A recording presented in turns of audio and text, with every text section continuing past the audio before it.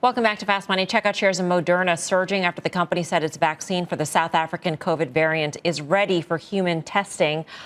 We've been watching the stock go higher year to date and also in the past 12 months, Guy. But at this point in time, with the economy on hopefully the cusp of reopening, is this still a trade, or do you go airlines, concerts, hotels, travel, Expedia, et cetera? Yeah, it's interesting. I mean, I think Karen would say play the downstream plays, and that's correct. Although I do think they probably got ahead of themselves. Karen has also said correctly that as opposed to Pfizer, Moderna's in a much better position to sort of, and I hate using the term when we're talking about this, but it is a show about trading and finance, better position to monetize things. And I think that's what you're seeing now. So it's not only about, the COVID virus, it's about everything else going forward and what Moderna has figured out. So at 10 times or so, potentially next year's numbers, at $150, you can start doing the math. It's not an expensive stock. So I think your downside has been this sort of 115, 120 level, and who knows what the upside is. So to answer your question, yes, I still think you can play Moderna here. Karen, has your view on this as a reopening trade changed at all now with the new variants and the need for Moderna to continue to test and develop potential variants of a vaccine? Well, I think beyond just variants, right? I wonder, is this going to become the kind of thing where you just get this flu shot or this mixed with what I think was more traditional flu shot every year? And instead of this being this 1 or 2 time giant thing, that it's a recurring revenue stream. That sort of changes the idea of valuation, right? When you get some recurring revenue. That having been said, though, I don't own it. I mean, good for them. The whole story is so extraordinary what they and Pfizer and others have been able to do. But I do think the story is changing in a good way for them. Yeah. But I don't own it. And a recurring revenue stream, if we can be sure or have some sort of certainty as to the pricing of this, and that the pricing of this won't become the vaccine won't become a commodity, so to speak, because of all the other competition, Dan. I mean, that's another key element to this whole puzzle.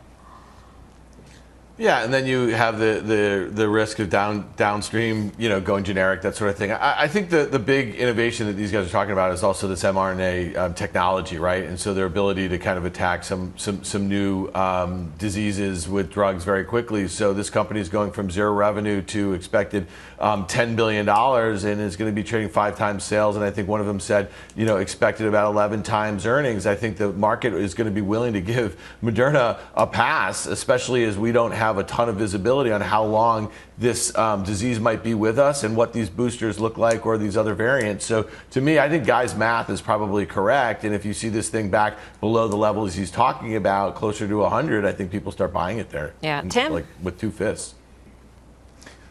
Well, look, I think there's a lot of different ways to attack and to discuss, to analyze the Moderna valuation. Let's also just take our hats off to Moderna and to the pharma community for extraordinary speed, extraordinary, expertise to get the science to where it needed to go. And if you heard the CEO today, he also talked about they're going to possibly be ramping up to 1.4 billion doses next year. So again, start to use your models and look at it this way. You did ask about the reopening trade, and look, I just look at the price of oil.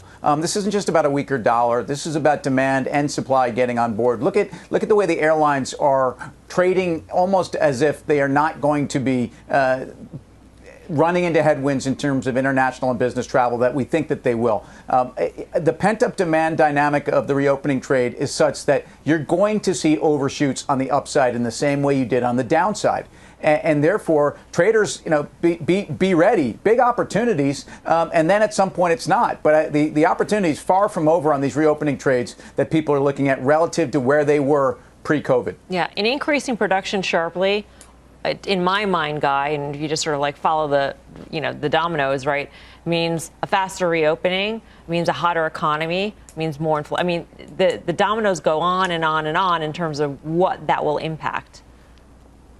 No question. And that's a conversation we've been having for months now. It's at what point do these higher interest rates, instead of being a tailwind, become a headwind? And I've said it, I'll say it again. I think 1.5% is that level that was support on the downside for the last 10 years is going to be resistance on the upside. We start getting through 1.5% in the 10-year, then we have to start to change the equation. So in this case, a great economy might not necessarily be great for the stock market. We might find ourselves in that position in the middle of the summer. We're not there now. It's clear that the market still is looking past it, but you bring up the exact right question in terms of what we should be looking at in the months to come. All right, well, let's get straight to Meg Terrell. She's got the Moderna CEO, Stephane Bancel, on the phone. Meg, take it away.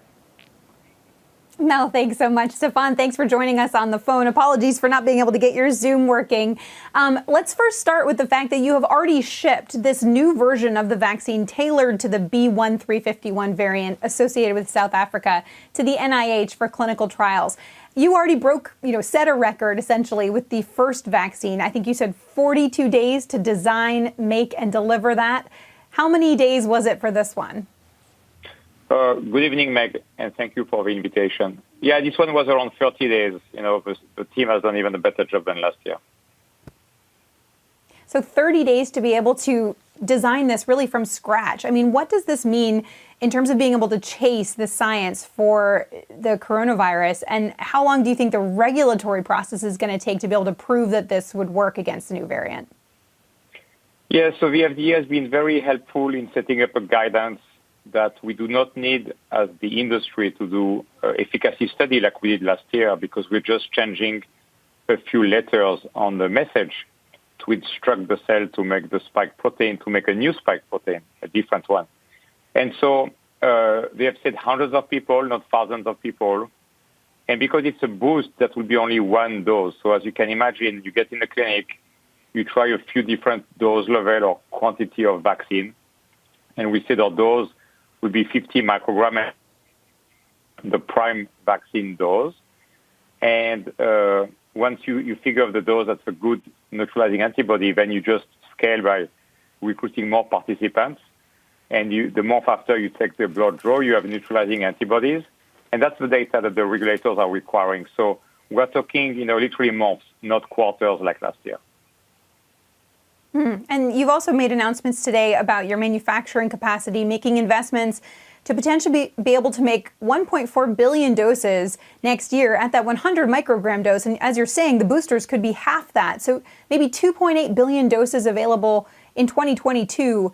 And the fact that you're working on all these different variant booster ideas and boosting manufacturing, what does that say about what you expect for how long COVID is going to be with us? So as we've said for a long time now, we don't think COVID is going away. But we think that with the right vaccine technologies, we're going to be able to get COVID under control, which is what we need. Flu is still with us and has been for a very long time on the planet. And we've learned to live with it. And we have a technology today, like messenger RNA, that makes this possible. And the reason we are increasing manufacturing is we are in daily contact with governments around the world, of course also the US government. And we are seeing a lot of demand because people are realizing that mRNA vaccines are very high efficacy, that the speed is actually second to none in the business.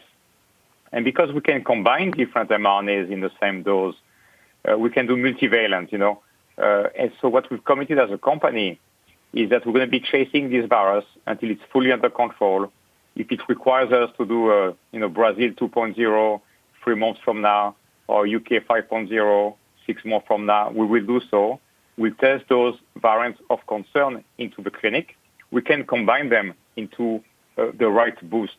And so because of that very high demand and that uniqueness of mRNA, we think that we have to increase capacity to do the right thing for the world. And so as you say, 1.4 billion, assuming the high dose, but given we're going to be testing 50 microgram and lower, indeed, the capacity could be 2 billion, 2.8 billion, depending on the product mix and depending on the final dose, because it could also be lower than 50 micrograms. I wonder about your plans also, because your first, variant-specific vaccine targets the variant that we associate with South Africa and now is spreading to other countries in Africa.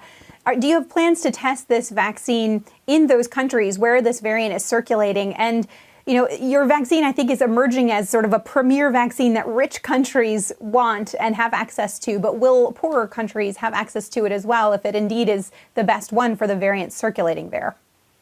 Yeah, so for the testing, Meg, we're going to follow FDA guidelines, and the regulators believe, like we do as well from a scientific standpoint, that vaccinating, participants in those clinical studies, measuring neutralizing antibodies and testing that in vitro against the virus is a very good way to prove scientifically that the vaccine is working, making enough antibodies to get the type of protection that we've seen last year.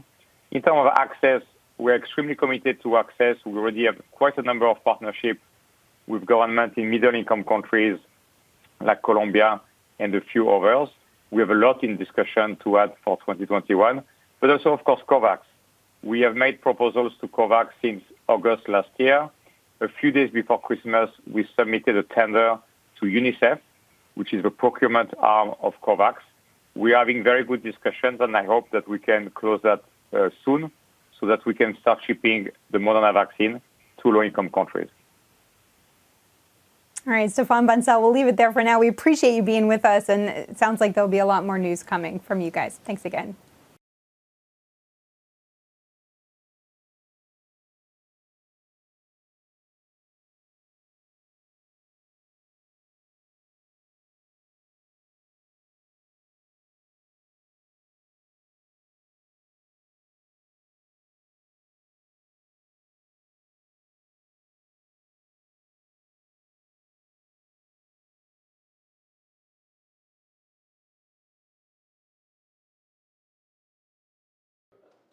Shepard Smith here. Thanks for watching CNBC on YouTube.